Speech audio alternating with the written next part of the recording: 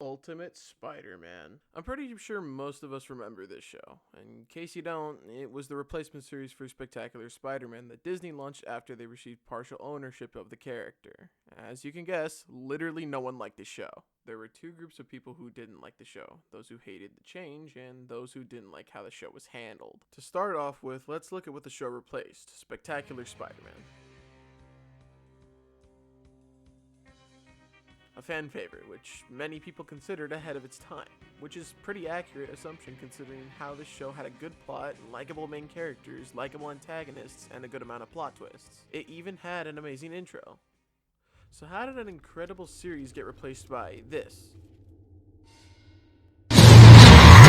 Simple. Disney assembled a team of writers that would attempt to appeal to a younger generation, which did technically work, but it failed to appeal to the people who enjoyed Spectacular Spider-Man. But this is common knowledge by now. Multiple videos have already talked about this exact subject, so why should I make one? Well, I just binged every single episode of the series, and I have to say, it's not that bad. It's actually pretty decent. Now, there are some aspects that the show fails at, and others which it succeeds. One of its failures is the Jesse crossover. To put into perspective why I dislike this crossover, let's look at the purpose of both shows. Spider-Man was a science fiction kids animation superhero action adventure show, and Jesse was a comedy meant for families to enjoy. That's not really going to mix well. While they did manage to merge the two shows together, it was kind of a mess. And while I don't like to criticize the art in shows, this is just too much. To summarize the episode, Jesse is an idiot who releases this old hag who likes kids. Everyone gets really annoying. Mrs. Kipling turns into a dragon for whatever reason. Okay, so a little bit of an editorial note here. I found out that Miss Kipling is a water monitor lizard, which is kind of like closely related, quote unquote, to the Komodo dragon, which is technically like a dragon, I guess. I think that's why they did it. I could be wrong though. And then Jesse puts the sword back where it belongs and saves the day. A relatively simple plot. However, in my opinion, this is one of the bad episodes because everything that is going on makes zero sense. It feels like they were trying to make a climactic plot, but with this episode, it just kind of failed. To put into perspective, what I hate about this episode specifically is that everything that happens is really weird, as I stated earlier. Everything that they fight feels disconnected compared to other episodes in the series, and while there usually would be generic character development or lessons learned, there's none of that this episode.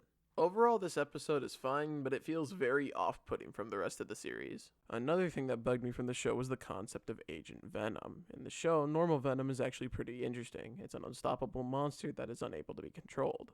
They never had the whole Venom story arc for the show, but that was fine since of the way they made Venom. No one could control it, even Flash Thompson. Then flash forward to season 3 and Flash bonds with Venom and is magically able to control him, even though he very clearly wasn't able to in season 1. The concept of Agent Venom isn't unique to this show. It was done in the comics with Flash, and he was also able to control Venom. The problem with this show's version is that they just retconned the part of season 1 and gave the excuse that Venom was looking for a symbiotic relationship and finally found one. While Agent Venom is a well-written character in the show, it fails to live up on how he was presented in the comics. But there's one thing worse than Agent Venom: Harry Osborn. Words cannot describe how much I hate this character. In season 1, he somewhat respects Spider-Man, and in the Venom episode, he says this about the symbiote. It's stronger than Spider-Man.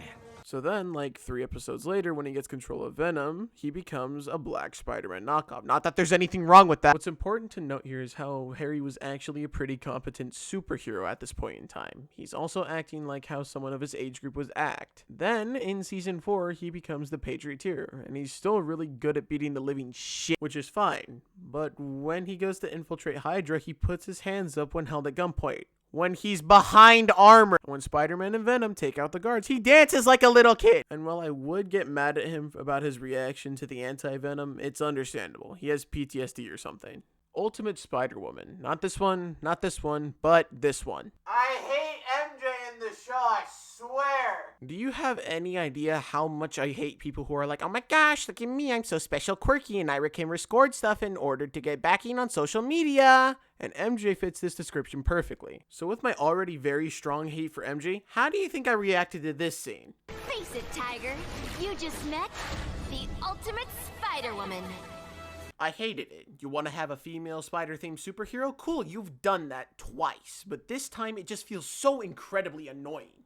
To clarify, Mary Jane Watson is fine in most other forms of Spider-Man, except the Raimi films, no one cares about that version. Now that that's aside, I'll share some of the things that I enjoyed about the show. This show actually has somewhat of a plot. It has overarching villains, one which lasts most of the series. While it does have some parts that deviate from the plot, the majority of the episodes remain part of the plot in the season. Like season 1, where the majority of the villains that Spider-Man fights were sent by Oscorp, or how half of season 3 focused around Spider-Man trying to recruit new S.H.I.E.L.D. agents. Even both the Spider-Verse stories are fun to watch, and it does show character development as well, like Spider-Man slowly becoming a better leader throughout the show, and the development does have setbacks as well, making it consistent. While in season 4, the quality of the show kind of dips a bit, for the most part, the development remains the same over the series. It's one of the things that the show actually got down pretty good. There were times when I actually got kind of invested in the show's storylines. While the plot was kind of stupid, I was still interested to see how it would end. The animation is really well done in the show, and scenes like the one where Spider-Man fights Venom in episode 4, the movement is fluent, albeit as fluent as a children's cartoon can get. In earlier seasons, the thin lines used for character design helped a lot with how the show was stylized in animation.